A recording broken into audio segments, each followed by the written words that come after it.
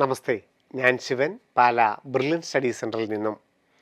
KEAM 2024 online application April 17 വരെയാണ്. cee.kerala.gov.in എന്ന website വഴി ഓൺലൈനായി അപേക്ഷിക്കാനുള്ള അവസരം. അപേക്ഷിക്കുന്ന ഏതാണ്ട് 1.5 ലക്ഷത്തോളം വിദ്യാർത്ഥികൾ ഏറ്റവും പ്രധാനമായി അപ്ലോഡ് ചെയ്യേണ്ട നേറ്റിവിറ്റി സർട്ടിഫിക്കറ്റിനെ കുറിച്ചാണ് ഇന്ന് നാം പ്രതിപാദിക്കുന്നത്. കേരളത്തിൽ സ്ഥിതി ചെയ്യുന്ന മെഡിക്കൽ കോളേജുകളിലെ MBBS, BDS, agriculture, veterinary, medical പ്രവേശനത്തിനും എഞ്ചിനീയറിംഗ് കോളേജുകളിലെ ഗവൺമെൻറ് എഞ്ചിനീയറിംഗ് കോളേജുകൾ, അർദ്ധ സർക്കാർ കോളേജുകൾ, സ്വകാര്യ എഞ്ചിനീയറിംഗ് കോളേജുകൾ, BPharm കോളേജുകൾ, ആർക്കിടെക്ചർ കോളേജുകളിലൊക്കെ പ്രവേശനം നേടണമെങ്കിൽ നേറ്റിവിറ്റി സർട്ടിഫിക്കറ്റിൻ്റെ സാധുത തെളിയിച്ചിരിക്കണം. എന്താണ് കേരളത്തിലെ നേറ്റിവിറ്റി? അതായത് കേരളത്തിൽ ജന്മസ്ഥലം കാണിക്കുന്ന ഒരു രേഖയാണ് കേരളത്തിലെ നേറ്റിവിറ്റി എന്ന് പറയാനുള്ള ഏതാണ്ട് 99% സാധ്യതയും. അതായത് അച്ഛനോ അമ്മയോ കുട്ടിയോ കേരളത്തിൽ ജനിക്കുക എന്നുള്ളതാണ് കേരളത്തിലെ ഓരോ കോളേജുകളിലും പ്രവേശനം കിട്ടാനുള്ള യോഗ്യത. അപ്പോൾ കുട്ടി കേരളത്തിലാണ് ജനിച്ചതെങ്കിൽ കുട്ടിയുടെ ജന്മസ്ഥലം കേരളം കാണിക്കുന്ന ഏത് രേഖയും നിങ്ങൾക്ക് അപ്ലോഡ് ചെയ്യാം. Birth certificate, 10ാം class state syllabus ആണെങ്കിൽ 10ാം ക്ലാസ്സിൻ്റെ മാർക്ക് ലിസ്റ്റ്, പാസ്പോർട്ട്, അതുപോലെ തന്നെ നിങ്ങൾക്ക് അക്ഷയ കേന്ദ്രത്തിൽ നിന്ന് ഓൺലൈനായിട്ട് കിട്ടുന്ന നേറ്റിവിറ്റി സർട്ടിഫിക്കറ്റ്, അതും അല്ലെങ്കിൽ നിങ്ങൾക്ക് കീം 2024 രജിസ്റ്റർ ചെയ്തതിന് ശേഷം കാൻഡിഡേറ്റ് പോർട്ടലിൽ നിന്ന് കിട്ടുന്ന നേറ്റിവിറ്റി സർട്ടിഫിക്കറ്റ്. കാൻഡിഡേറ്റ് കേരളത്തിൽ ജനിച്ചതാണെന്നുണ്ടെങ്കിൽ കേരളത്തിൽ ജന്മസ്ഥലം കാണിക്കുന്ന പ്ലേസ് ഓഫ് ബർത്ത് കേരളം എന്ന് കാണിക്കുന്ന ഏത് രേഖയും അപ്ലോഡ് ചെയ്യാം. ബർത്ത് സർട്ടിഫിക്കറ്റ് ഉണ്ടെങ്കിൽ അത് മാത്രം മതിയാകും. പ്രത്യേകിച്ച് നേറ്റിവിറ്റി സർട്ടിഫിക്കറ്റ് വേറെ എടുക്കേണ്ടതായിട്ടില്ല. നിങ്ങൾക്ക് ഇതൊന്നും സർട്ടിഫിക്കറ്റ് ഇല്ല എന്നുണ്ടെങ്കിൽ ഈ ഡൗൺലോഡ് പെർഫോമയിൽ നിന്നും നിങ്ങൾക്ക് ഈ സർട്ടിഫിക്കറ്റ് ഡൗൺലോഡ് ചെയ്യുകയും in case the candidate is born in Kerala, candidate കേരളത്തിൽ ജനിച്ചതാണെന്നുള്ളത് വില്ലേജ് ഓഫീസറെ കൊണ്ട് സാക്ഷ്യപ്പെടുത്തി അപ്ലോഡ് ചെയ്താലും കേരളത്തിൽ നേറ്റിവിറ്റി ആകും.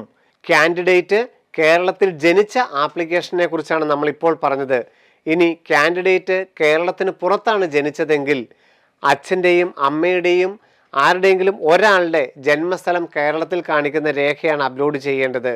അച്ഛൻ്റെയോ അമ്മയുടെയോ 10ാം ക്ലാസ്സിൻ്റെ മാർക്ക് ലിസ്റ്റും കോർപ്പറേറ്റീവ് സർട്ടിഫിക്കറ്റ് ബന്ധം കാണിക്കുന്നതിനുള്ള രേഖ, കാൻഡിഡേറ്റിൻ്റെ 10ാം ക്ലാസ്സിൻ്റെ മാർക്ക് ലിസ്റ്റോ കാൻഡിഡേറ്റിൻ്റെ പാസ്പോർട്ടോ അതിൻ്റെ കൂടെ അറ്റാച്ച് ചെയ്ത് ഒരുമിച്ചൊരൊറ്റ PDF ആക്കിയാലും നേറ്റിവിറ്റി സർട്ടിഫിക്കറ്റ് ആകും. അതല്ല എന്നുണ്ടെങ്കിൽ കീം 2024 രജിസ്റ്റർ ചെയ്തതിന് ശേഷം നമുക്ക് കേരളയുടെ ഡൗൺലോഡ് പെർഫോമയിൽ നിന്ന് ലഭിക്കുന്ന ഈ നേറ്റിവിറ്റി സർട്ടിഫിക്കറ്റിൻ്റെ 2ാം ഭാഗത്തിൽ in case any of the parents are born in Kerala, ഇത് കേരളത്തിലെ വില്ലേജ് ഓഫീസറെ കൊണ്ട് സൈൻ ചെയ്ത് അച്ഛൻ അല്ലെങ്കിൽ അമ്മ കേരളത്തിൽ ജനിച്ചു എന്ന് പറയുന്ന രേഖ അപ്ലോഡ് ചെയ്താലും കേരളത്തിലെ ഗവൺമെൻറ് കോളേജുകളിലും സ്വകാര്യ കോളേജുകളിലും ഉൾപ്പെടെയുള്ള എല്ലാ കോളേജുകളിലും കേരളൈറ്റ് വിഭാഗമായി പരിഗണിക്കും.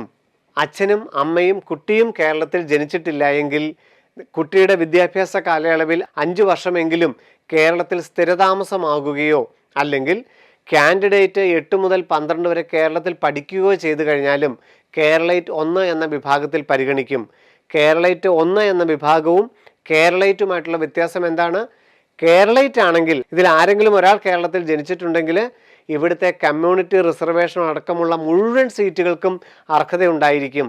എന്നാൽ കേരളൈറ്റ് 1 ആണെങ്കിൽ അച്ഛനും അമ്മയും കുട്ടിയും കേരളത്തിൽ ജനിച്ചിട്ടില്ല, 8 മുതൽ 12 വരെ പഠിച്ചിട്ട് മാത്രമേ ഉള്ളുവെങ്കിൽ അല്ലെങ്കിൽ 5 വർഷം സ്ഥിരതാമസം മാത്രമേ കേരളത്തിലായിട്ടുള്ളൂവെങ്കിൽ കേരളൈറ്റ് 1 മാത്രമേ ആവുന്നുള്ളെങ്കിൽ ഗവൺമെൻറ് സീറ്റുകളും സ്വകാര്യ സീറ്റുകളും കിട്ടും. പക്ഷേ കമ്മ്യൂണിറ്റി റിസർവേഷന് അർഹത ഉണ്ടായിരിക്കുന്നതല്ല. കേരളൈറ്റ് 1 ആയിട്ട് പരിഗണിക്കാനായിട്ട് വേണ്ട സർട്ടിഫിക്കറ്റ് എന്ന് പറയുന്നത് വിദ്യാഭ്യാസ കാലയളവിൽ 5 വർഷമെങ്കിലും കേരളത്തിൽ സ്ഥിരതാമസമായിരുന്നു എന്നുള്ള കേരളത്തിൻ്റെ വില്ലേജ് ഓഫീസറോ താലൂക്ക് ഓഫീസറോ നൽകുന്ന രേഖ, അല്ലെങ്കിൽ 8 മുതൽ 12 വരെ കേരളത്തിൽ പഠിച്ചു എന്ന് കാണിക്കുന്ന +2ൻ്റെ പ്രിൻസിപ്പൽ തരുന്ന രേഖ അപ്ലോഡ് ചെയ്യേണ്ടതാണ്. കേരളത്തിലെ എഞ്ചിനീയറിംഗ് വിഭാഗത്തിൽ സ്വകാര്യ മേഖലയിലുള്ള എഞ്ചിനീയറിംഗ് കോളേജിൽ പ്രവേശനം കിട്ടണമെങ്കിൽ കേരളൈറ്റ് 2 എന്ന വിഭാഗത്തിൽ 11, 12 മാത്രം കേരളത്തിൽ പഠിച്ച കുട്ടികൾക്കും അപേക്ഷിക്കാം. അതാണ് കേരളൈറ്റ് 2 എന്ന വിഭാഗത്തിൻ്റെ പ്രത്യേകത. ഇവർക്ക് യാതൊരുവിധ ഗവൺമെൻറ് സീറ്റുകൾ, മെഡിക്കലിൻ്റെയോ എഞ്ചിനീയറിംഗിൻ്റെയോ BPharmൻ്റെയോ ഗവൺമെൻറ് സീറ്റുകൾക്ക് അർഹത ഉണ്ടായിരിക്കുകയില്ല. 11ഉം 12ഉം മാത്രമാണ് കേരളത്തിൽ പഠിച്ചതെങ്കിൽ അച്ഛനും അമ്മയും കുട്ടിയും കേരളത്തിൽ ജനിച്ചിട്ടില്ല, 8 മുതൽ 12 വരെയും പഠിച്ചിട്ടില്ല, ആകെ കേരളവുമായിട്ടുള്ള ബന്ധം 11, 12 മാത്രമാണ് പഠിച്ചിരിക്കുന്നതെങ്കിൽ എഞ്ചിനീയറിംഗ് വിഭാഗത്തിലെ സ്വകാര്യ എഞ്ചിനീയറിംഗ് കോളേജുകളുടെ സീറ്റുകൾ ഇവർക്ക് ലഭ്യമാകും. കീം 2024 ഓരോ വിദ്യാർത്ഥികളും സമർപ്പിക്കേണ്ട ഏറ്റവും പ്രധാനപ്പെട്ട രേഖയാണ് കേരളത്തിൽ ജന്മസ്ഥലം കാണിക്കുന്ന രേഖ അഥവാ നേറ്റിവിറ്റി സർട്ടിഫിക്കറ്റ്. കൃത്യമായും എല്ലാവരും യാതൊരുവിധ തെറ്റും കൂടാതെ കേരളത്തിൽ ജനിച്ച കുട്ടികളാണെങ്കിൽ ബർത്ത് സർട്ടിഫിക്കറ്റോ അക്ഷയ കേന്ദ്രത്തിനുള്ള ഓൺലൈനായിട്ടുള്ള നേറ്റിവിറ്റി സർട്ടിഫിക്കറ്റോ 10ാം ക്ലാസ് സ്റ്റേറ്റ് സിലബസ് ആണെങ്കിൽ 10ാം ക്ലാസ്സിൻ്റെ മാർക്ക് ലിസ്റ്റോ അതല്ലാന്നുണ്ടെങ്കിൽ പാസ്പോർട്ടോ അതുമല്ലെങ്കിൽ കേരളത്തിൻ്റെ സൈറ്റിൽ നിന്ന് കിട്ടുന്ന നേറ്റിവിറ്റി സർട്ടിഫിക്കറ്റ് വില്ലേജ് ഓഫീസിൽ നിന്ന് ഒപ്പിട്ടിട്ട് അപ്ലോഡ് ചെയ്യുകയോ ചെയ്യാം. എങ്ങനെ നമുക്ക് കേരളൈറ്റ് ആയോ ഇല്ലയോ, ഈ സർട്ടിഫിക്കറ്റ് വാലിഡ് ആണോ എന്നുള്ളത് എങ്ങനെ തിരിച്ചറിയാം? ഏപ്രിൽ 17-ാം തീയതിക്കുള്ളിൽ നമ്മളിത് കംപ്ലീറ്റ് ചെയ്യുകയും കേരളത്തിൻ്റെ അക്നോളജ്മെൻറ്റ് പ്രിൻ്റ് ഔട്ട് എടുക്കുകയും ചെയ്യുന്ന വിദ്യാർത്ഥികൾക്ക് നിർബന്ധമായും 17-ാം തീയതിക്കുള്ളിൽ നേറ്റിവിറ്റി സർട്ടിഫിക്കറ്റ് അപ്ലോഡ് ചെയ്യണം. നേറ്റിവിറ്റി അപ്ലോഡ് ചെയ്യാൻ 24-ാം തീയതി വരെ സമയം ലഭിക്കുകയില്ല.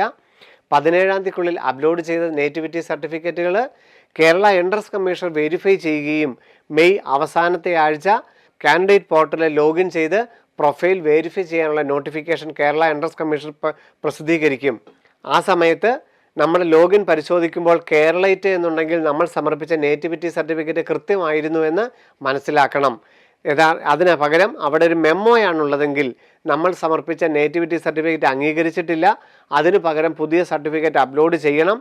നിശ്ചിത സമയത്ത് അത് അപ്ലോഡ് ചെയ്യാൻ സാധിച്ചില്ല എന്നുണ്ടെങ്കിൽ നമ്മൾ കേരളത്തിൻ്റെ എഞ്ചിനീയറിങ്ങിൻ്റെയോ മെഡിക്കലിൻ്റെയോ റാങ്ക് ലിസ്റ്റിൽ ഇടം നേടുകയില്ല എന്നുള്ളതും അത്രയ്ക്ക് പ്രധാനപ്പെട്ടതാണ് നേറ്റിവിറ്റി സർട്ടിഫിക്കറ്റ് എന്നുള്ളതും ഇവിടെ ഓർമ്മിപ്പിക്കുന്നു. കീം 2024 സർട്ടിഫിക്കറ്റുകളെ പരിചയപ്പെടുത്തുന്ന ഈ എപ്പിസോഡ് ഇവിടെ അവസാനിക്കുന്നു. എൻട്രൻസ് സംബന്ധമായ വാർത്തകളും അപ്ഡേഷനുകളും ഏറ്റവും വേഗം ആധികാരികമായി അറിയാൻ ബ്രില്യൻറ്റ് സ്റ്റഡി സെന്റർ പാല യൂട്യൂബ് ചാനൽ സബ്സ്ക്രൈബ് ചെയ്യുക, ബെൽ ഐക്കൺ അമർത്തുക. ഈ വീഡിയോ മറ്റ് സുഹൃത്തുക്കളിലേക്കും ഷെയർ ചെയ്ത് നൽകുക.